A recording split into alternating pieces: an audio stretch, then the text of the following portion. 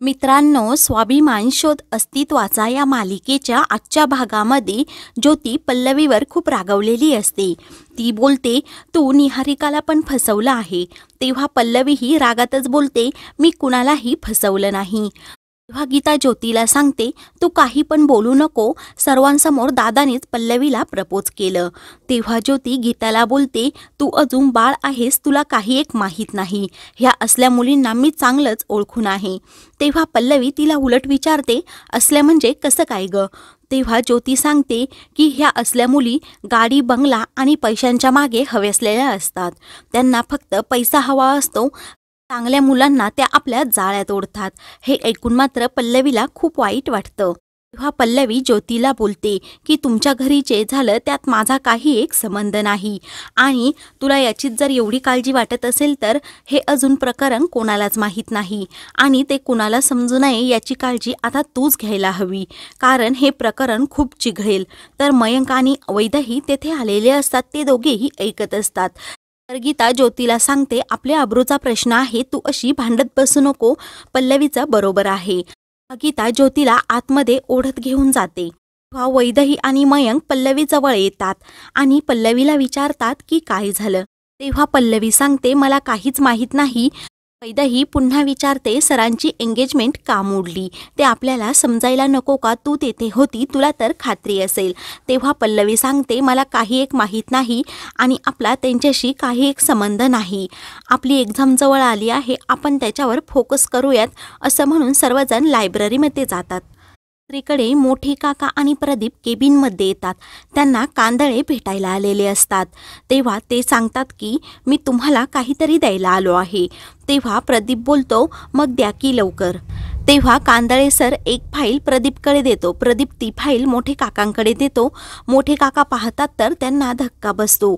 तेव्हा ते बोलतात, फाईल तर आमच्या संस्थेच्या जमिनीची आहे, ही तुमच्याकडे कुठून आली?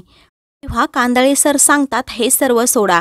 ही जागा एकदम प्रशस्त होती, मोक्याची होती, मेन म्हणजे संस्थेच्या उपयोगाची होती. तुम्ही ती बळकावली आहे.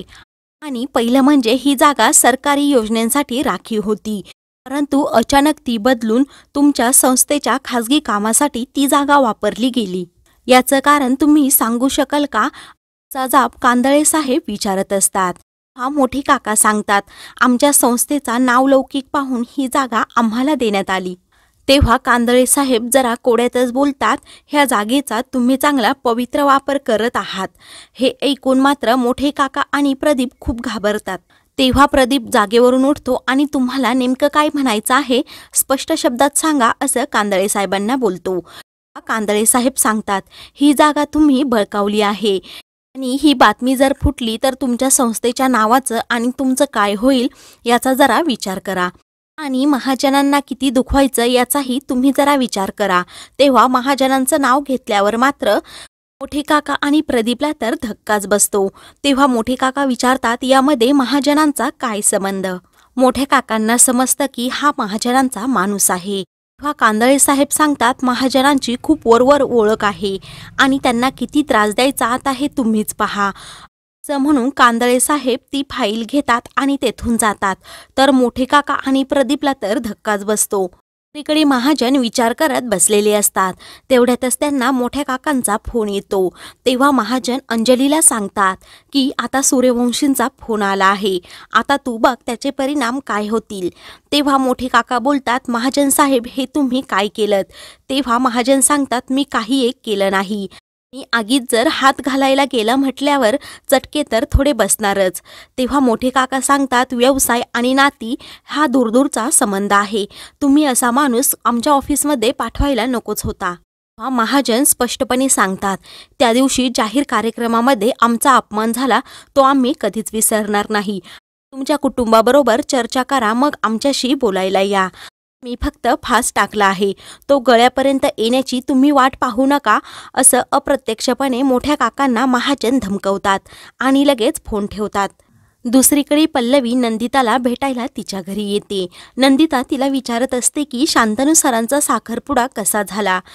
पल्लवीला काय सांगावं हे सुचत नाही. तेव्हा पल्लवी सांगते, शांतनू सरांचा साखरपुडा मोडला. हे ऐकून नंदिताला धक्का बसतो. तेव्हा ती कारण विचारते. पल्लवी सांगते, मलाही कारण माहीत नाही. ती मोठी माणसे, त्यांचा थाटमाट वेगळा असतो. तेव्हा पल्लवीला शांतनूने तिला अंगठी घातल्याचं आठवत असतं. पल्लवीला खूप अस्वस्थ होतं. तेव्हा ती तेथून जायला निघते. तर नंदिताला खूप टेन्शन येतं. दुसरीकडे मोठे काका प्रदीपला सांगतात, महाजनांशी वैर आपल्याला परवडणार नाही. तेव्हा प्रदीप भडकतो आणि सांगतो, ते पण महाजन धुतल्या तांदळासारखे नाही.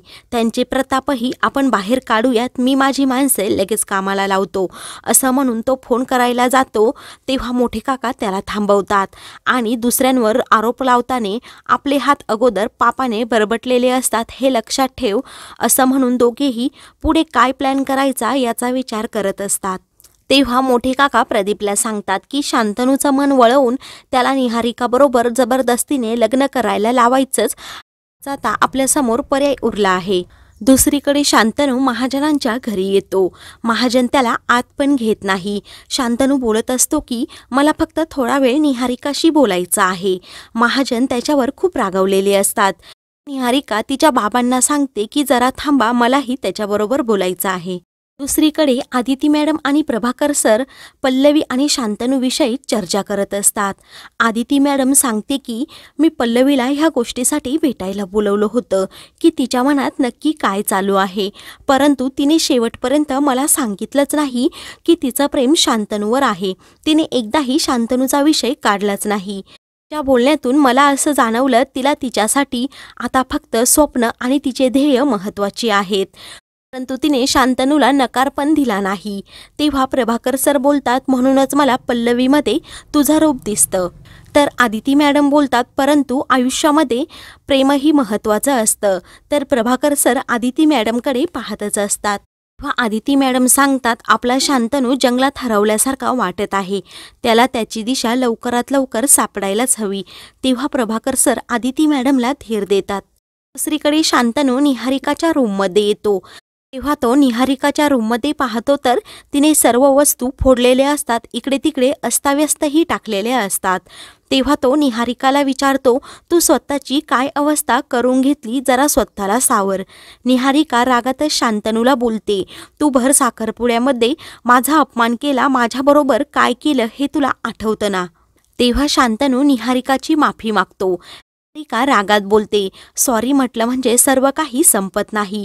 मला किती त्रास झाला याचा थोडा तरी तू विचार कर. तेव्हा शांतनू सांगतो, मला तुला हर्ट करायचं नव्हतं. एंगेजमेंटच्या अगोदरच हे सर्व सांगायचं होतं, परंतु नाही सांगू शकलो. तेव्हा निहारिका बोलते, तू हे सर्व खोटं बोलत आहे. परंतु मला फसवलं आहे. मी तुझ्यासाठी सर्व काही सोडून इथे आले होते. तुझ्यासाठी कोणताही त्याग करायला तयार होते. काय अवस्था झाली हे तुला कधीही समजणार नाही. असं म्हणून निहारिका ओक्साबोक्शी रडू लागते. शांतनू तिच्याजवळ बसतो आणि तिला सांगतो की मला सर्व समजत आहे. तू स्वतःला सावर, मलाही तुझी काळजी वाटते.